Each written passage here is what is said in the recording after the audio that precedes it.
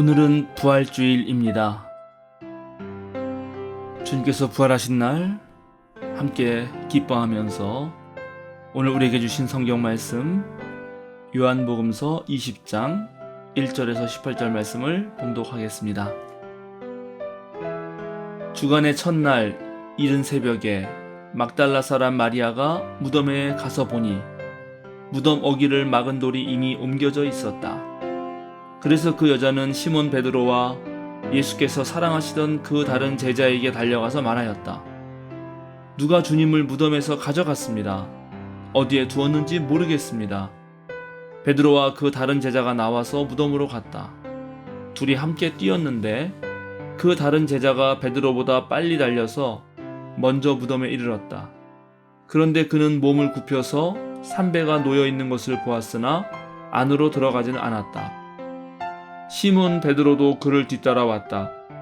그가 무덤 안으로 들어가 보니 삼배가 놓여 있었고 예수의 머리를 싸맸던 수건은 그 삼배와 함께 놓여 있지 않고 한 곳에 따로 개켜 있었다. 그제서야 먼저 무덤에 다다른 그 다른 제자도 들어가서 보고 믿었다. 아직도 그들은 예수께서 죽은 사람들 가운데서 반드시 살아나야 한다는 성경 말씀을 깨닫지 못하였다. 그래서 제자들은 자기들이 있던 곳으로 다시 돌아갔다. 그런데 마리아는 무덤 밖에 서서 울고 있었다. 울다가 몸을 굽혀서 무덤 속을 들여다보니 흰옷을 입은 천사 둘이 앉아 있었다. 한 천사는 예수의 시신이 놓여있던 자리 머리맡에 있었고 다른 한 천사는 발치에 있었다. 천사들이 마리아에게 말하였다. 여자여, 왜 우느냐? 마리아가 대답하였다. 누가 우리 주님을 가져갔습니다.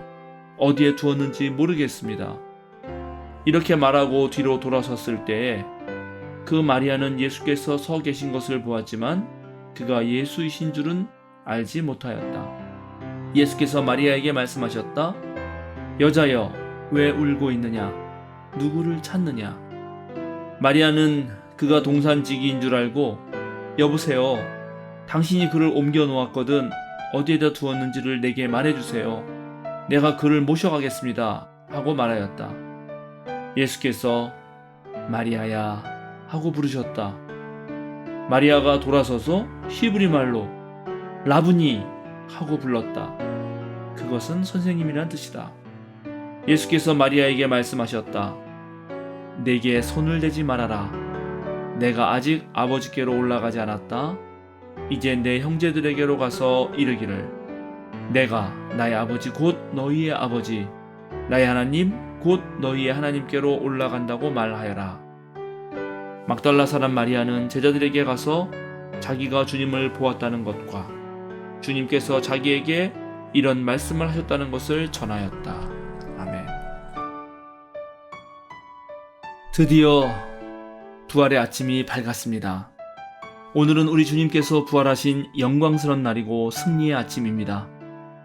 죽음이 모든 것을 살라먹고 집어삼켜 영원히 어둠에 갇혀 있을 것 같았지만 예수님은 사흘 만에 모든 죽음과 한계와 악의 세력을 이기시고 부활하셨습니다. 하나님은 예수님을 절망과 고통 가운데 남겨두지 않으시고 다시 일으켜 세우셨습니다. 오늘 우리가 읽은 본문에는 이른 새벽 예수님의 무덤을 찾은 한 여인이 등장합니다. 이 여인은 빈 무덤을 발견하였고 예수님께서 사랑하시던 제자와 베드로에게 이 사실을 알렸습니다. 무덤은 비었고 예수께서 누우셨던 자리에는 삼배가 놓여 있고 예수의 머리를 싸맸던 수건은 한 곳에 따로 개켜 있는 것을 발견합니다. 이런 묘사는 부활하신 예수님께서 매우 여유가 있었다는 것을 말해줍니다. 허겁지겁 무덤을 빠져나가신 것이 아니라 부활 이후 따로 수건을 개켜둘 만큼 충분한 시간이 있었다는 것을 말해줍니다. 만약 누가 예수의 시신을 훔쳐갔다면 무덤을 지키는 병사들의 눈에 들킬세라 서둘렀을 것이고 그렇다면 수건을 따로 개켜둘 짬도 없었겠죠. 따라서 이런 묘사는 예수님의 부활이 시신 탈취가 아님을 간접적으로 증명해 줍니다. 그런데 마리아는 여전히 오해를 하고 있습니다. 누군가 예수의 시신을 가져가서 딴 곳에 둔 것은 아닌지 의심하고 있습니다. 그런 마리아에게 예수님께서 몸소 나타나셨고 자신은 하나님 아버지께로 돌아갈 것임을 알려주십니다. 부활의 아침, 여러분 또한 우리 주님을 다시 만나길 원하십니까? 예수 그리스도를 뵙기를 원하신다면 예수님을 뵙기를 갈망하고 고대한다는 것은 무엇을 의미하는 것일까요?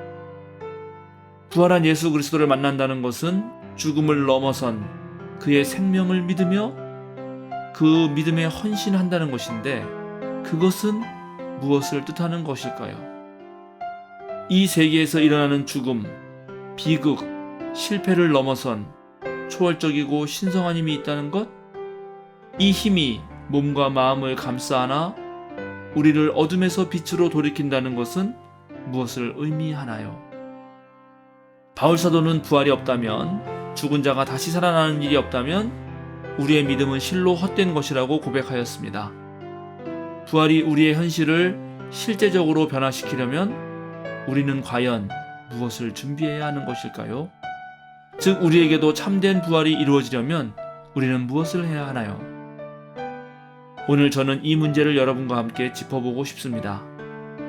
막달라 마리아는 예수님의 시신을 돌보러 갔기 때문에 부활한 예수님을 만나고도 예전의 모습대로, 즉 선생님이신 예수님의 모습대로 예수님을 대하려 했습니다. 그러나 예수님은 자신을 만지지 말라고 말씀하시므로 이전의 관계가 새롭게 변화하였음을 말씀하십니다. 우리도 부활을 제대로 준비하지 않으면 하나님이 허락하시고 예수께서 직접 경험하신 부활의 현실을 누리지 못합니다. 부활은 준비된 자에게 주어지기 때문입니다. 우리가 부활을 누리려면 예수님과 함께 죽는 법을 익혀야 합니다. 바울이 로마의 교인들에게 보내는 편지에서 세례를 받을 때 우리는 그리스도와 함께 죽어야 한다고 말한 것처럼 말입니다. 세례는 바로 죽음을 상징하는 매우 중요한 예식입니다.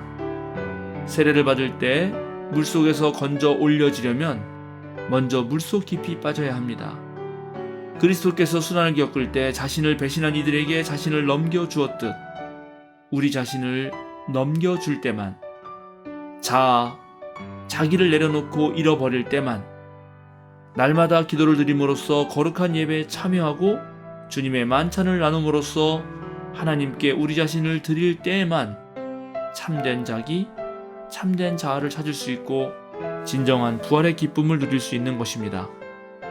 현대 교육은 우리에게 개성 있는 사람이 되고 자율적인 개인이 되기를 부추기고 네 스스로 자아를 실현하라고 가르치지만 그리스도교의 가르침은 다릅니다. 진정으로 자아를 찾고 참된 자기를 회복하는 것은 기도를 드리며 우리의 삶의 통솔권을 하나님께 넘기며 그리스도의 영과 뜻이 우리 안에서 활약하시도록 우리를 드려야 가능합니다. 이런 과정을 통해서만 우리 자신의 거짓된 자아, 의식적인 자아, 이기기 위해서 경쟁하고 분투하는 자아가 물러나야 한다는 사실을 알게 됩니다. 자기가 세운 자아가 무너질 때, 그것이 부서질 때 우리 자신이 끝난 것 같고 죽음에 이른 것만 같은 느낌이 듭니다. 그러나 바로 그때 우리가 상상할 수도 없는 신비로운 무언가가 모든 자기중심주의를 넘어서는 그리스도께서 소유하고 계신 자아가 우리 안에서 일어납니다. 이렇게 우리는 새로운 생명을 얻습니다. 부활을 경험한다는 것, 그리스도인이 된다는 것은 죽음을 두려워하지 않게 될 때까지 죽는 법을 익히는 삶을 뜻합니다. 죽음이 우리에게 두려움으로 다가오지 않을 때 삶 또한 두려움으로 다가오지 않을 것입니다. 이때 우리는 예수가 주시는 생명으로 우리 자신을 넘어 풍요로운 삶을 누리게 될 것입니다. 두 번째, 부활을 맛보기 위해 우리는 다시 돌아서는 법을 익혀야 합니다. 마리아는 처음에 예수님을 알아보지 못했습니다. 그러나 예수께서 마리아야 하고 부르실 때 다시 돌아서서 예수님을 알아보게 되었습니다. 부활한 그리스도를 모두가 알아본 것은 아닙니다. 마태복음서에 따르면 몇몇 사람들은 부활한 예수님과 함께하는 자리에서조차 그의 존재를 의심했습니다. 우리도 사실 마찬가지입니다. 우리가 다른 곳에 정신이 팔려 있고 우리의 감각이 세상에 맞춰 있기 때문에 우리는 부활하신 예수님, 살아계신 하나님을 만나기 위해 계속 돌아서고 또 돌아서서 시선을 한 곳에 맞춰야 합니다. 그리스도를 붙잡기 위해 그분을 우리가 이해할 수 있는 제한된 범주에 묶어두기 위해서가 아니라 그분을 온전히 예배하고 찬양하기 위해 우리는 돌아서고 또 돌아서야 합니다. 부활의 현장에서 처음 부활한 예수님을 만난 이들은 전부 여성들이었습니다. 왜일까요? 토마스 아퀴나스는 이 여성들이 다른 이들보다 훨씬 사랑할 수 있는 능력이 크고 많았기 때문에 이들은 예수님을 다른 이들보다 훨씬 더 잘 볼 수 있었다고 말합니다. 여인들은 결연히 십자가에 달린 예수 곁을 지켰고 그의 무덤까지 찾아갔습니다. 돌아선다는 것은 절망과 좌절에서 돌아서는 것을 말합니다. 주님을 사랑하고 갈망하는 마음으로 허무와 무의미에서 돌아서는 것입니다. 우리의 사랑과 우리의 암과 우리의 감각이 모두 그분을 향해 조율되어 주님께서 우리를 아시듯 그분을 알게 되기까지 우리를 향해 계속 메시지를 보내시는 그분의 영에 우리를 끊임없이 맡겨야 합니다. 셋째로 부활을 체험하기 위해 우리는 예수 그리스도를 보는 법을 익혀야 합니다. 슬픔 속에서도 절대적인 확신과 신뢰를 담아 예수님과 하나님을 보아야 합니다. 우리의 눈이 밝아진다면 지금도 우리는 존재하는 모든 곳에서 벌어지고 있는 모든 사태 속에서 예수 그리스도를 볼 수 있을 것입니다. 사실 인간은 하나님의 형상으로 지음받았기에 우리는 모든 사람에게서 하나님을 볼 수 있습니다. 예수께서 친구로 삼으셨던 이들 속에서 우리는 예수님의 얼굴을 발견할 수 있습니다. 그분은 아무것도 따지지 않고 아낌없이 사랑하는 사람들의 마음속에 계십니다.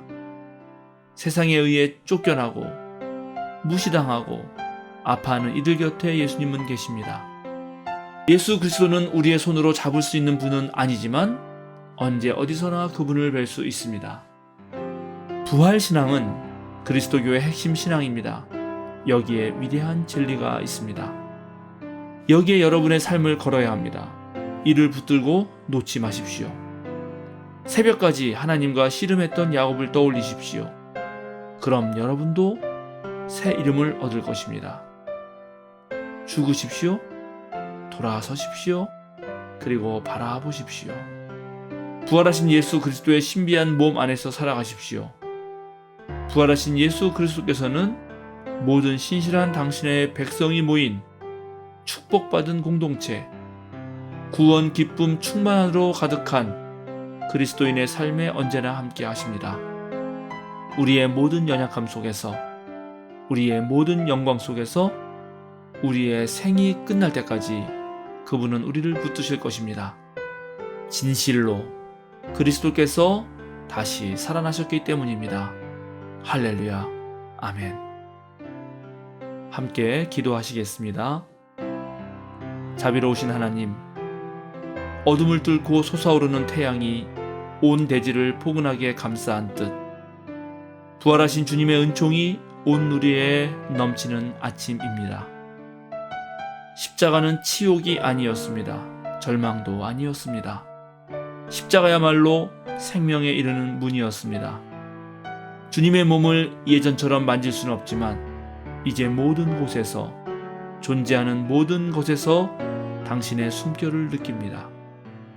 부활의 예수님, 이제 우리도 세상을 이기신 주님을 따라 용기를 지니고 저 푸른 자유의 하늘을 마음껏 날아오르게 하옵소서. 예수 그리스도의 이름으로 기도드립니다. 아멘.